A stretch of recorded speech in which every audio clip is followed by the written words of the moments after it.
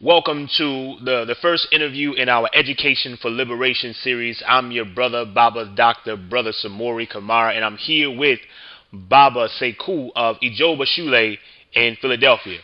Bibi for Hodie, brother. Bibi Fahodia. Right on, right on. How y'all doing out there, man? We're doing well. Doing really well. About to end our eighth year of educating students here at Ijoba Shule, and the Creator has blessed us, and we are giving thanks. No doubt, no doubt. Yo, we wanna jump right into it. Um, I get a lot of questions from many people across the country asking about homeschooling, asking about African-centered education. So let's get Hmm. right into it. I know that you're one of my inspirations. Right before we started Kamali Academy, or at least that first year, I got to meet you and talk with you, and you were dropping a lot of nuggets, dropping a lot of wisdom, and I was picking it up. Right, and so this is our fourth year, your eighth year. Let's just talk first and foremost about what is African-centered education in your estimation. Wow, that's a big question. African-centered education, and that definition needs to be it needs to be clear, and it's multifaceted. Hmm. I'll try to touch on as many aspects as I can. As we know, African-centered means to place Africa at the center of one's being, and that means that we want to produce students who look at the world, who look at reality from an African perspective. So the, Right. the question then becomes, what is an African perspective? Africa is a big, big place. It's a continent, not a country, Right. and it has many different people, many different languages, many different cultures. And what we say is, it really doesn't matter as long as those cultures that we choose to center ourselves around are fundamentally African. In other words, there's certain traditional values that almost all African cultures have or share. One is we believe in a omnipotent creator, whom goes by many names in many different languages, but we believe in a creator. We also believe that there are aspects of that creator or forces of nature that must be recognized and that one can tap into in order to get to the creator.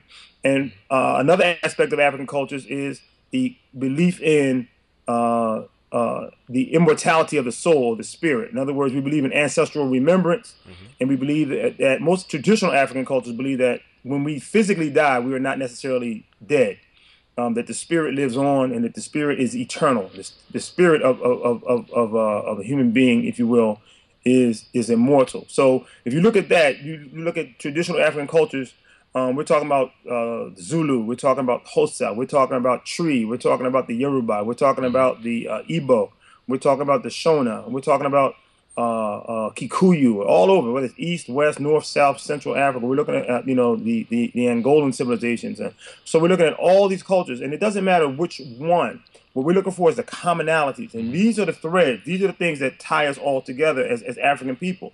Um, beside our genetics, beside the fact that we tend to draw our genetic makeup from those people that come out of the region today that's known as Tanzania. So to be African centered means to place Africa first. It means to look at the world from an African perspective. It means to believe and have some fundamental values. And some of the other fundamental values that we try to put at the center, and there are eight primary ones. I won't go into all of them, but some of the major ones are re-Africanization. As Hmm. Africans in the New World, to re-Africanize ourselves is of utmost importance. So we have to go about a process of re-Africanizing ourselves because we have been made into a people other than what we should be. The Right. enslavement process has done an incredible job on our people, and we are African-looking people, most of us still. But the operating system, if you will, if I can use a modern day analogy, the operating system that most of us operate out of is other than African. It Hmm. is primarily a European one. So we have to re-Africanize ourselves. We have to get those corrupted files out of us, those ways of thinking, individualism, consumerism, Right. and all the other isms that tend to come with European culture. And we need to put in African values, things like collectivism, family, which is the next thing I want to discuss. So we talk about rehabilitation, we talk about family. Africans believed in family. Africans fundamentally believed that a family was made up of a man, a woman, and children, or a man, his wives, and their children. Hmm. And in some cases, a woman, her wives, and I'll explain that in a minute, and their children. There are some African societies, not many, but there were some that were where a woman could have many wives. And in African culture, It's 12 o'clock. traditionally, a wife was a role, not a gender. And Hmm. I'll just leave that there. So we look at family as Interesting. the chief organizing system around which African traditional African cultures were built. families grew into extended families. Those extended families grew into clans. Those clans united with other clans that formed what people call tribes, or what we prefer to call ethnic groups or nations. And this is how we become related to one another. You say a person is a Zulu, well, there's a commonality between all those people that call themselves Zulu, or these people are Yoruba, or these people are Tree. So family is at the core of that. Family was the key, how do I say it, organizing principle. The other thing that we try to emphasize in African-centered education is nation building. The idea that beyond family, there's nation building, that we have to create institutions that allow us to perpetuate our way of life, our belief system, and the things that we know that we need to do in order to survive as African people. It's one thing to survive physically. It's one thing to survive, stay on the planet and still be walking around. But if you're not surviving as an African person, looking at the world from an African perspective, then we beg the question, are you really surviving at all? Mm-hmm. So African people also have to understand things like another African principles like ma'at, truth, justice, reciprocity, balance, as an organizing principle for one's personal behavior and also for how one organizes society. Things have to be balanced. Things have to be possess reciprocity. Things have to be fair and equitable. That doesn't always mean equal, but it does mean that you have to take into account the whole picture. So these are the kind of things that we're having trouble as a people reincorporating into our lives, because we are currently practicing the values of other people in another system, in another way of life, in order to survive here in this reality that we call America. And it is not proven to our benefit. Matter of fact, we're suffering greatly from it. But African-centered education deals with economics. It deals with politics. It deals, again, with family. It deals with social arrangements. It deals with a myriad of things. All the aspects of life have to be looked at from how did our ancestors do these things? How did our ancestors organize themselves? How are ancestors able to feed, clothe, house, educate, defend, govern, themselves? And we need to go back, understand those ideas and those principles, bring them forward into 2013, into the present, and then carry those things forward into the future and pass these on as a legacy to our children on how to be human, how to be an African human being, and ultimately how to be an African human being that ultimately will civilize, balance, correct, and be the ultimate caretaker for the world, because the world is in a state of isfet right now, a state of mass disorder. And this is what it means to be African. We are the ones that the Creator chose years and years and years, epochs ago, to be the caretakers for the planet. And we have to understand that in all of its manifestations. No doubt. There it is. There he is. I told you would like this, brother. Baba Sekou breaking it down. So let's keep it moving. Why do you think homeschooling or building our own institutions is needed at this moment?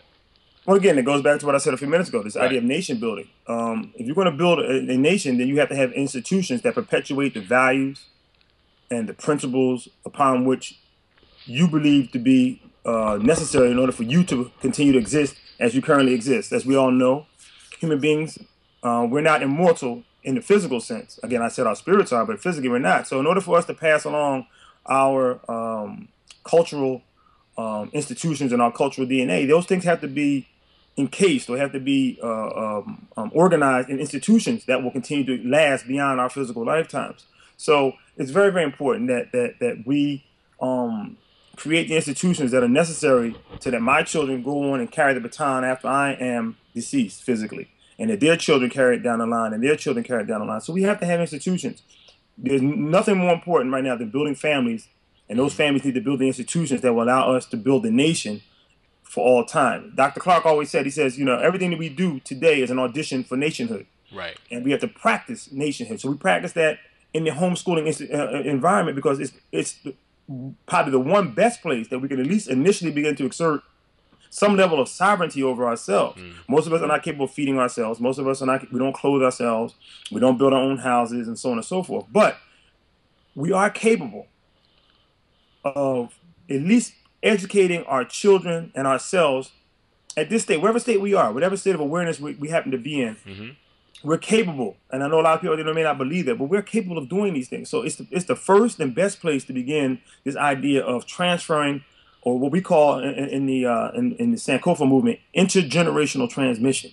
We have to transmit intergenerationally the things that we believe and hold true and dear, so that we don't lose them. There's no sense in me going out and having studied and worked as hard as I have and to become the kind of person I've become, in order for it all to end with me when I pass away and move on to the next stage, I have to pass that along to my children so that this information, this knowledge, this way of life can continue on down the road. And I have to prepare them so they're capable of passing it on. It's not even enough just to pass it on. We say in our culture that I have to rear my grandchildren. And it's not even enough for me to pass on to my children. I have to prepare my children to pass it on to their children. And only then will I be judged, or will my generation be judged successful. My family, myself and my wives, we'll be judged successful if we can pass it on to our children and they're capable and they ultimately are successful in passing along our cultural institutions to their children.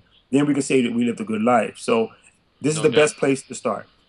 Absolutely, absolutely. So we understand that it's absolutely necessary work to do that, right? Yes. To be able to at least control the education of our children, so that they can pass it on to your grandchildren. I love that you say we're teaching our grandchildren. So what are some of the biggest fears you see that are coming from different families and parents and whatnot? Wow. Well, we say in the Ifa tradition that fear has more worshipers than the Orisha do. More people worship fear than worship or fear the Creator, if you will. So fear is omnipresent in our people. It's one of the tools that's been used to control us. Fear and confusion. So we understand that. But some of the biggest fears that we see are just people not feeling as though they know enough to be able to establish an educational institutional environment for their children. Some people are just intimidated by that. They don't think they know enough. Some people are intimidated by the whole rigmarole as far as organizing it and registering with the state and so on and so forth and all that kind of stuff. Again, all these things are surmountable. Our enemies make it confusing in order to engender that fear, but it's not. That's something not to be feared. Ultimately, it's a hurdle. It's a low hurdle. Another one is, where am I going to get curriculum from? What am I going to teach my children? How, where do I get books? Where do I get lesson plans, so on and so forth? And again, we say that ultimately the teacher is the curriculum. That no matter what you teach a child, it's the teacher it's the human being or human beings that they're exposed to that ultimately do most of the teaching. There's a concept that we use at Ijoba Shule, which comes from the Yoruba people, called Omoluwabi. And Omoluwabi, loosely translated, I'm not even going to translate it. I'm going to try to explain it. It means basically whatever's left after you forget everything you learned, that's your education. There it is. Right. No doubt, no doubt. So you said, talk about the curriculum. You talk about the fact that it might be a little bit confusing. Yes. So what kind of books, articles, or just information would you give to some parents who are thinking about homeschooling and who are just looking for a little bit more direction? Okay. Before I give a book, I want to get, there's a good friend of mine and yours, a colleague, Babalawo Kemet of the Egun Omode, Shule, and Garvey School in Trenton, New Jersey. He is offering classes. That's right. At the Abimi Tumi Casa website. Right. I'm gonna put it right at the bottom. Definitely. Yeah. I saw that. That's current. That's going on right now. He's offering classes on how to start an African-centered school, be it a homeschool or if you want to start more of an institutional model. But either way, he's giving you the background, the breakdown, the things you want to have to do from the legal point of view. He's going to give you from the point of view of curriculum and so on and so forth. He's breaking it down, and he's uniquely qualified to do that. He's published several articles, and he's a good brother, sincere. He and his wife run that institution. They've been running theirs, I think, now for 10, 11 years. Yeah. So they actually preceded us. That'd be the first thing, because you can talk to him, you can call him, and that's real time. As far as books are concerned, the best, and again, probably the landmark book that's best qualified for people is the book Nation Building by Baba Kwame Aje Akoto. That book is, for me and for many of us who consider ourselves to be African-centered educators, is it's a landmark book. It's foundational. It is inspirational, and it is you got to come to it with something. Though you can't just come to that book and looking for if you're looking for a connect the dots thing, it's not. You have to bring a certain level of understanding to this movement, because Baba Aje is placing that book in the context of a larger movement which is the liberation of African people. So Right. ultimately, African-centered education has to lead to somewhere, and that's ultimately sovereignty. That's ultimately the ability to create, control, and direct our own affairs, no matter where we exist in the world. So that book is very, very important. There are books by Juwan Zikinjufu. He's written several books, philosophical books and educational books. He also has a curriculum available. Trying to think off the top of my head, who else? There's a couple other ones. Oh, how could I forget Bob Asa Hilliard? Yeah. He also put together a curriculum. I don't know how easy that is to get anymore. He put together a curriculum a number of years ago. He also has several other books, The Maroon Within. Right. I'm trying to think of some of the other books off the top of my head of his. He has so many books. The Maroon Within. What's the other one I really want to? There's a good one. That's, I don't know how to say it, but it's SAB, and I'll put it up. I'll put it up. Saba. Yeah. That's SBA. Saba. Yeah, Saba, yeah. which is which is a Kemetic term. Saba. So yeah, SBA. You'll see the letters capital S, capital B, capital A. Very, very good book. And then he goes into the ancient Kemetic educational system, how that was organized, why they taught what they taught, what the fundamental subjects were, and so on and so forth. So if you're looking for good art, of course, and then we can go beyond that, beyond just educational books. Anything by Dr. Clark, anything by Dr. Ben. Right. They're not necessarily about education specifically, but these are the kind of ideas that we want to get across when we're doing our education. Right. No, I would actually say anything by Aikwe Arma, 2,000 Seasons of Healers as well. Also, Dr. Amos Wilson, Falsification of African Consciousness, Awakening Natural Genes of the Black Child, even Blueprint for Black Power. That's a big one. But it's almost 1,000 pages. That book, no doubt. Yeah. It's a good joint though, yo. So let's just give a little bit of advice to, or just words to the folks who are out there who are thinking about it, who are ready, who are willing to take their educations, their child's educations back into their own hands. Just give them some words before we go. Yes, sir.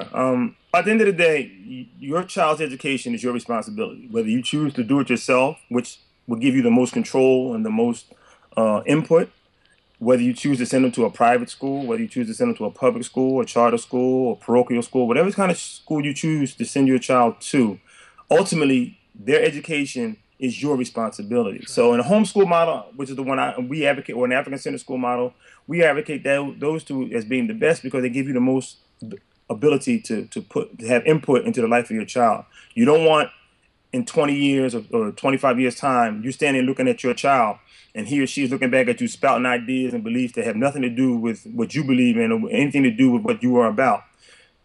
So if you have to think about what do you want to be looking at? What kind of person do you want to be looking at in 20 years, 25 years time? What do you want that person to be about? What do you want them to believe in and be committed, committing their life energy towards?